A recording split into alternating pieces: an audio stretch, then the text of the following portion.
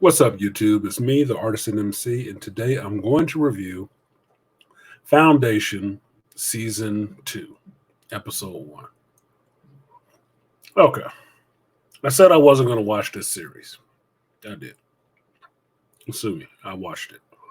I was having a hard time avoiding it. I wasn't trying to think about it. Didn't even have it on my radar, but fate had its way of constantly putting it in my face that the show was coming. It was close to coming out. And then today, while talking to a female on the phone, she mentioned the show that she was watching and sent me a link for the trailer for the show that she was watching. Turned out it was on Apple TV. And when I clicked the trailer, it played the trailer for The Foundation Season 2. Needless to say, that trailer had a lot of action in it. It piqued my interest. Some of the other things that I remembered from Season 1 piqued my interest, specifically about the two female protagonists in the series actually being together. And I was really trying to recall how did they end up together, because they were separated by a lot of time. So that, Lee Pace's performance as Brother Day, Cleon, I wanted to see because I like Lee Pace. So I went ahead and got back on Apple TV, went ahead and paid my subscription again and watched the first episode. And this time I did things a little bit differently than I did in Season 1. Now, you guys already know that I'm not the hugest fan of David S. Goyer when it comes to directing. I think he leaves a lot of holes in his story, and I do believe he throws a little bit too much fucking sex in there that's unnecessary. I do. That's just my criticism on David S. Goyer. Now, he has worked on a lot of things I really like. He has. I think he's better when he's working with somebody, but by himself, it struggles a little bit for me. Watching Season 1 of The Foundation, I left it disappointed in one sense and interested in another. And the reason being is that while they call the show The Foundation, it is very loosely The Foundation at all. There's a lot of gender swaps. There's a lot of story switch arounds. There's a lot of stuff happening that did not happen in the book itself. Now, shout out to BGS. He was the one who got me to read this series because I had never read it. I hadn't even really heard of it until he mentioned it. And from him mentioning it, I went through, in his help, I went through the whole series. Love it. Love it. One of my favorite reads. Now, seeing David S. Goyer do this show was a bit of a letdown because it was not the stories that I had read. It wasn't. Some of the characters were there. Some of the places were there. Some of the ideas were there. Everything else was something different. And that something different was good enough to be its own sci-fi show. But I didn't think it needed to be called The Foundation. I didn't, because it wasn't The Foundation. Yes, that was the base, the chicken stock that they use to make their stew. But it was not the chicken stock. You couldn't taste it in there. It wasn't. So I was a little put off by that. And that really shaded the show in me wanting to watch it for a second season. Now, seeing the trailer, I was curious because, make no mistake about it, the special effects for the show is on point. They're spending their money on the special effects. It looks interesting. It's some stuff you have not seen before. It looks good. Some of the performances in there are awesome. Some of the things that are introduced are better in the sense with the whole genetic dynasty situation where clones are raising the next clone that will take over and serve his time while he's taking the place of the clone that came before him. So it's a constant genetic dynasty. That was an interesting idea. That was an interesting way to put that into the story from what was in the original story. It was. And this is one of the things that made the show, if it wasn't called The Foundation, it would really be awesome because it wouldn't have that comparison. But that's what kind of queered the first season for me is that comparison. It's not The Foundation. You could have called it something else. And I think what me, BGS, and West Coast African decided, they could have called it just Trantor. If they called it Trantor, they could have got away with everything with no muss, no fuss, because it would have made sense. But calling the show The Foundation and then straying from what the story is in the Foundation novels was a bit of a downside. So the approach I took with watching this season was I was going to look at this as just straight sci-fi. That's all I was going to look at it as a new sci-fi series with some stuff that seems familiar to me. And in that vein, divorcing it completely from the source material, I could probably watch it and just enjoy it. Probably could.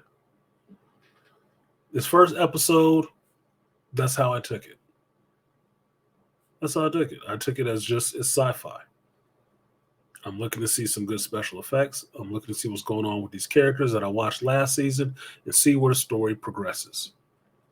Now, what I did was I went back and watched episode 10, season 1 of The Foundation to refresh my memory on what was going on and see where they left things, and then get right into the next episode for season 1 or season 2 opener, and just move on to see where they pick up and what threads they're picking up and running with. And going back and watching season 1, episode 10, the last episode, was good. It was good because it got me to understanding what I liked about Lee Pace's performance as Cleon Brother Day, and what I liked about Brother Dusk, what I liked about the Salvor character, what I liked about the Gal character. I'm forgetting the ladies' names. It's Lena or something like that. Harvey, and I'm forgetting the other one's name. My bad. It's like, but it was a good refresher to understanding what the situation was in this world, where they were leaving off, and where things were going to have to pick up in the next season. And after watching season 10, I got refreshed on what was going on, and then going right into season 2, episode 1, I was good. I was actually found myself, and I found this in the trailer too, I found myself happy to see the two lead protagonist characters, the two females, Salvador Hardin and Gal Dornick, together. And I was trying to remember, why the hell are they together? They shouldn't be together, because they were separated by such amount of time, like hundreds of years in some senses, or decades. And by watching episode 10 of season 1, I was able to remember that Salvador went off in search of Gal, because Gal was just floating out there in suspended animation. And they ended up on the same planet. And they did end up meeting. So we got the two female protagonists that brought this whole first season together, actually together, meeting each other for the first time. Now, per the novel, Salvador, Gal don't meet each other. If I remember correctly, they don't meet each other at all, because they're separated by so many decades. Because the story of the Foundation happens over hundreds of years. And it's part of this grand plan to let the empire break down and rebuild as the empire is breaking down, so human race is not wiped out. So that period of darkness of war and infighting and all that stuff is shortened, and that humanity and everything they've learned can go on from that point without being destroyed by this darkness. That was the point of the Foundation, to set a foundation stone that you can build off of to build the next society, the next empire that comes after this one that is failing and decaying. Now, the story is good as a microcosm of what you can see going to happen in the world right now. And it's just kind of amazing that it was written. Fuck, I can't even think how many years ago it was written. Let's just say 50. And I'd probably be close. By somebody who was just being imaginative. Looking around the world that he saw and writing what he thought it could be in the future. Brilliant. Now, this season opens with a little exploration into Harry Seldon. Harry Seldon being the person who set up the foundation, created psychohistory, and set all of these people on their path to understanding that the empire is breaking down. It's all going to go to shit. You can't stop it. The only thing you can do is shorten the amount of time it takes to rebuild after it goes to pot. He has his loyal followers, the foundation members, that went off to the far edge of the galaxy to start over, and they stayed out there, carrying on his mission. The empire carried on the way it was going, and it started to decay, just like he predicted. Now, what you see is a little bit of Harry being a bit mad and being a bit crazy because he doesn't understand where he is. Now, what you find out later in the show is this comes from season 1, that there is a piece of Harry Seldon's consciousness that was, in fact, a type of AI that Gal Dornick had when she ran into a ship floating out there in space. She took that AI and brought it with her. And when she crash landed on her home planet, she ended up finding something blinking underwater and goes underwater and finds a person in stasis. And that person that she breaks out of their suspended animation pod and brings to the surface turns out to be Salvador Hardin. 100 years later than when she left Terminus in search of Gal Dornick. Now, while Salvador and Gal are reunited, Gal puts the Harry Seldon AI that she found into the Prime Radiant that Salvador Harding had on her person. It was bringing to her to find her. And this is the Harry that you see confined, trapped, kind of going mad. And figuring out that he is, in fact, trapped inside of the Prime Radiant. And that he cannot get out. That he, in fact, is just an AI. Now, this speaks on something that was mentioned in episode 10 when another version of Harry Seldon's consciousness comes out of the vault on Terminus and talks to the group of people gathered there and sets them on their new mission. And one of the things he says is that it took a while for his consciousness to reintegrate, that he was not, in fact, awake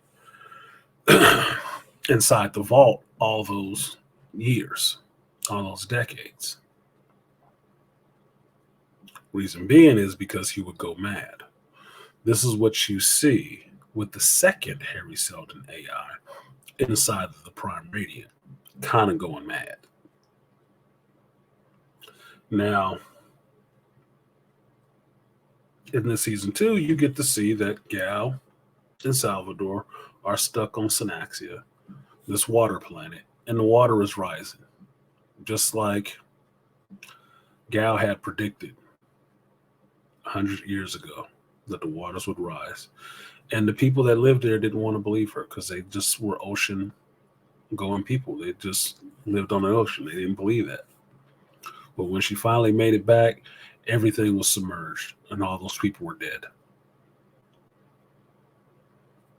The only person she ends up finding is Salvador, who has left Terminus, and her mother and some of the people she knows, since she's been asleep for about a century, probably all dead too.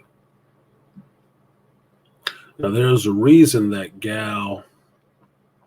that Salvador was in search of Gal. It wasn't just for Terminus in the Foundation, but there was another reason. But I'm not going to say that. I want you guys to actually watch the show. And if you watch the show in the vein of it is just a sci-fi show, you're totally oblivious of the novels, you can enjoy it.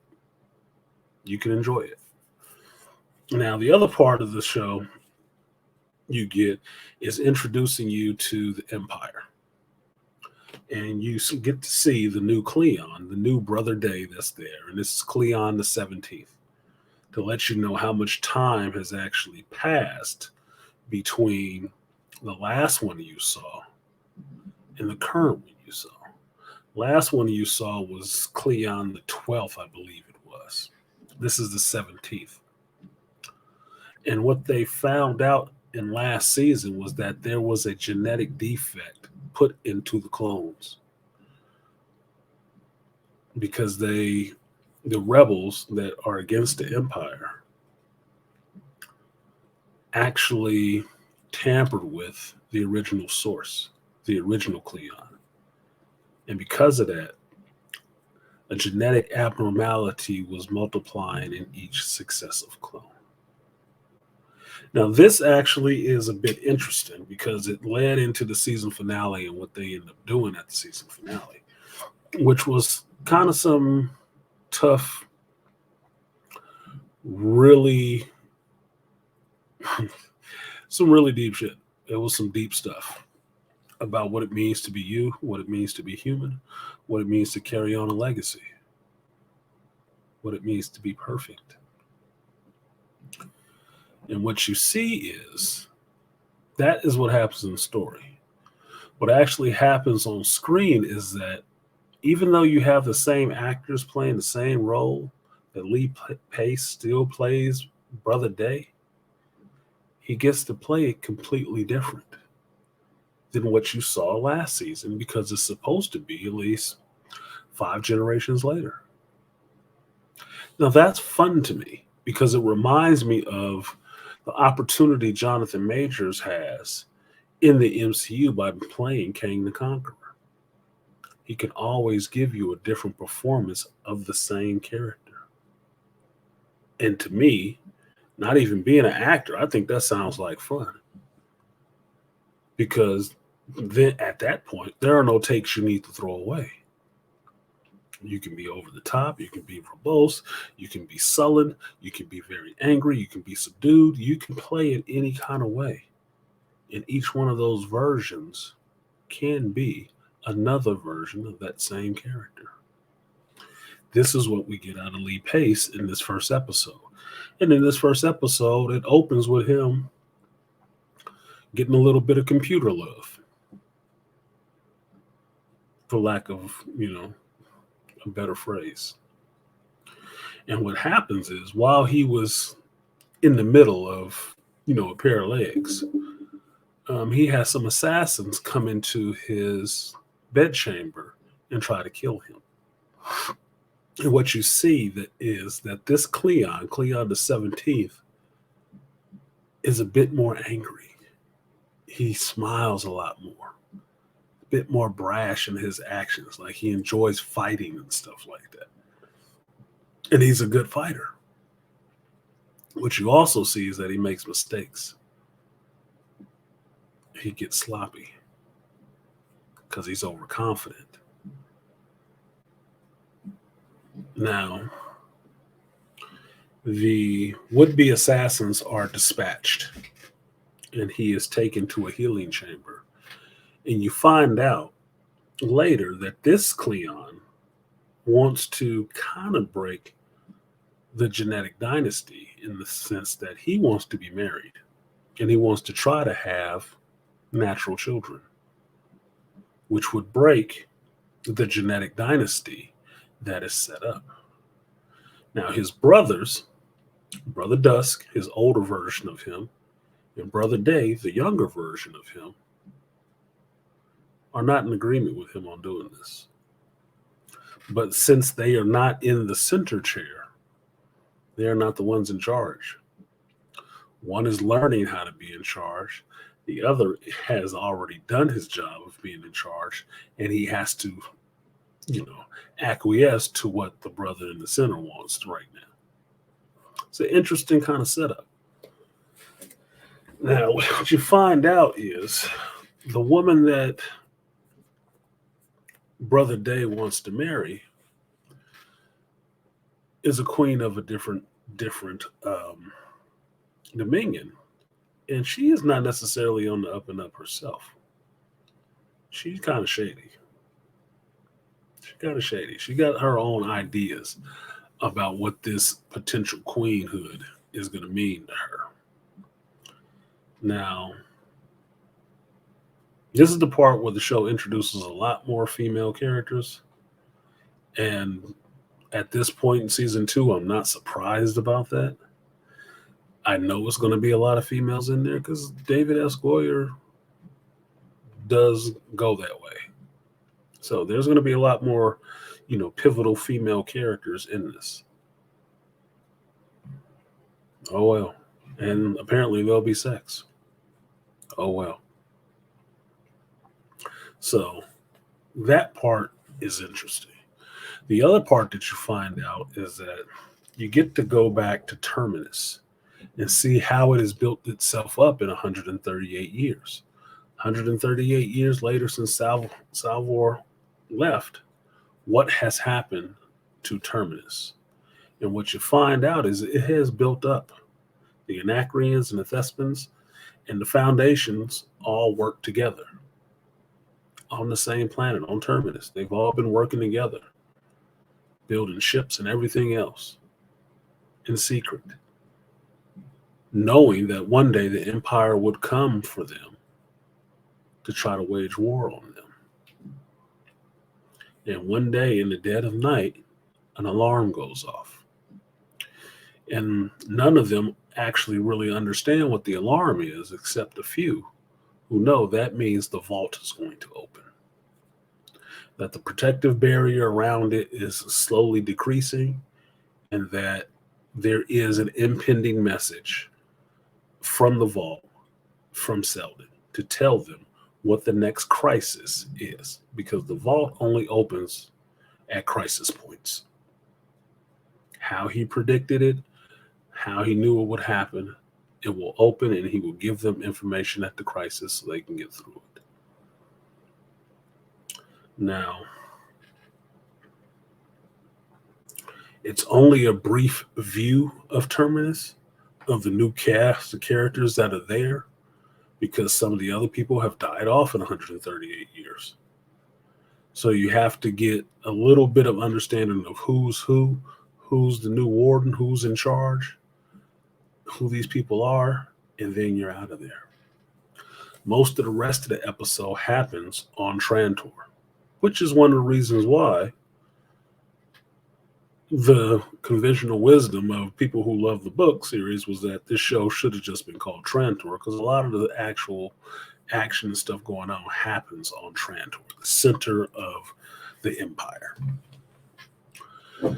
And what you find out is all the political maneuvering that's setting up between Brother Day marrying this woman, potentially marrying this woman, and the discovery of a body floating out in space who was the Cleon the 12th's shadow master, or his spy master, who informs in a recording, his nanobot recordings, that the Foundation, the Anacreans, and the thespians are actually working together.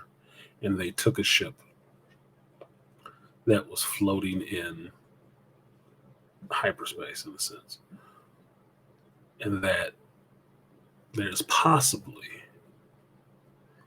a great ruse that has been played on the Empire, that the Foundation was not destroyed 138 years ago, that has been thriving in secret for 138 years. Now, the genetic dynasty of the Cleons do not like this. They didn't like it back when Cleon the 12th was around. They don't like this shit now, because it was a prediction of Harry Seldon that he told the Empire that they were going to fall in decay. They didn't want to hear that. And so getting to Terminus was a banishment, but it was a calculated banishment by Harry Seldon. So now, in Cleon the 17th's time, he understands that the Foundation could be a problem because they have been left in the dark to develop for all this time. And they need to figure out how to proceed with figuring out that what they thought was a mega solar flare that could have killed everybody in that system was fake. The people are probably still alive there and have been for a while.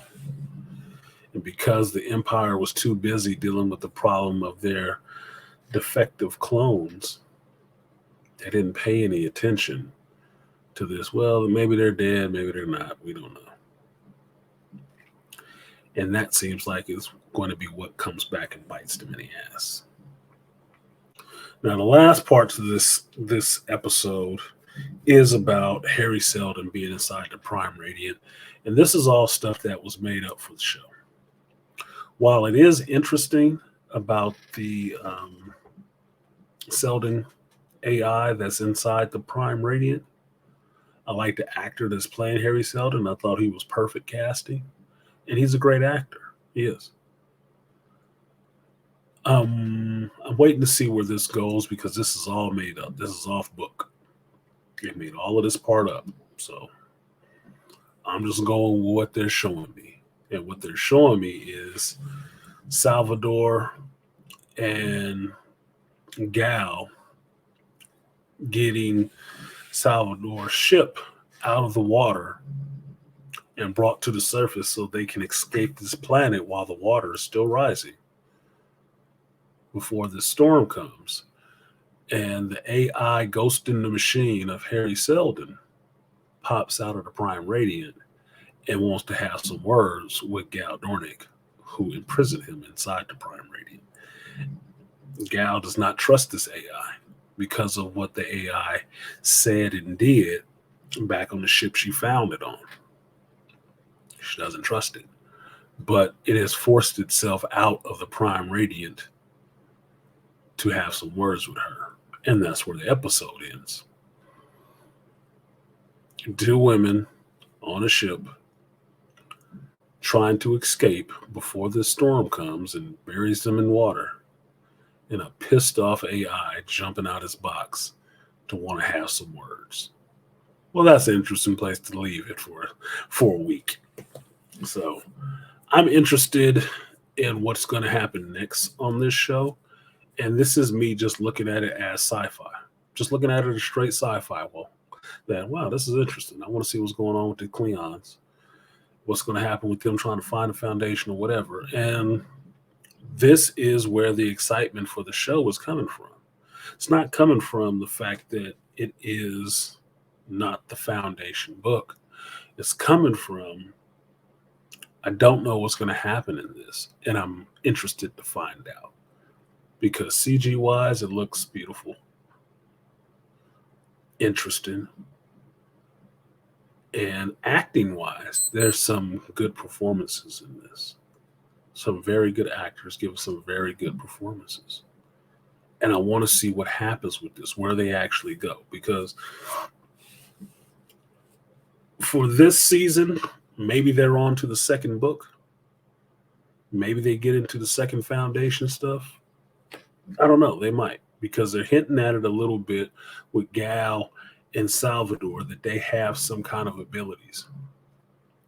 One sees dreams of the future, one sees dreams of the past. Okay. But that gets into something that develops in the second foundation books that I was looking forward to seeing. But because they are so off book with this show, I don't know how it's going to come about. But I am interested to find out.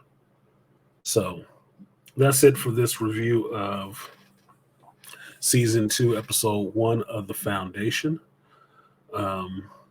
If you just want to watch some new good sci-fi during the writer's strike and actor's strike, perfect time to binge. You got Secret Invasion on Tuesdays, and you got The Foundation on Fridays.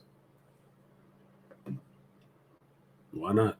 So, like, share, subscribe, support the stream if you feel so inclined. I have been Artisanmc, and I will see you guys next time. Peace.